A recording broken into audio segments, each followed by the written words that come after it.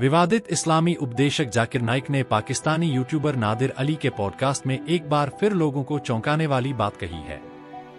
उसने दावा किया है कि मोदी सरकार वक्फ बोर्ड की संपत्तियों पर कब्जा करना चाहती है और इसके लिए वक्फ कानून में बदलाव की कोशिश कर रही है।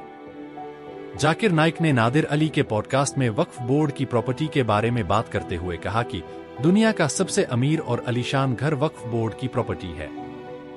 जाकिर ने पॉडकास्ट शो में कहा है कि शायद लोगों को पता भी नहीं होगा कि दुनिया का सबसे महंगा घर मुकेश अंबानी का, जो कि 27 मंजिला है, उसकी प्रॉपर्टी वक्फ बोर्ड की है। किसी मुसलमान ने ही गड़बड़ की होगी जो जमीन उसके पास है।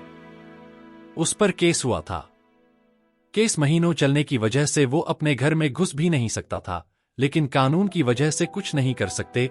नाइक ने साफ दावा किया कि मुकेश अंबानी का 27 मंजिला घर वक्फ की जमीन पर बना है। इस पॉडकास्ट के वायरल होने के बाद लोगों का कहना है जाकिर नाइक ने बिना किसी प्रमाण के इस तरह के बयान देकर केवल विवाद खड़ा करने की कोशिश की है। जाकिर नाइक ने पॉडकास्ट वक्फ बोर्ड और उसकी संपत्तियों पर भी लंबी चर्चा की। उसने कहा कि वक्फ बोर्ड के पास भारत में तीसरी सबसे बड़ी मिल्कियत है, जिसमें रक्षा और रेलवे के बाद सबसे ज्यादा जमीन आती है। इसमें कोई संदेह नहीं है। बीते दिनों संसद में एक नया विधेयक लाया गया जो 1995 के वक्फ कानून में बदलाव करेगा। इसका मकसद वक्फ बोर्ड के कामकाज में पारदर्शिता लाने के साथ महिलाओं को इन बोर्ड में शामिल करना है।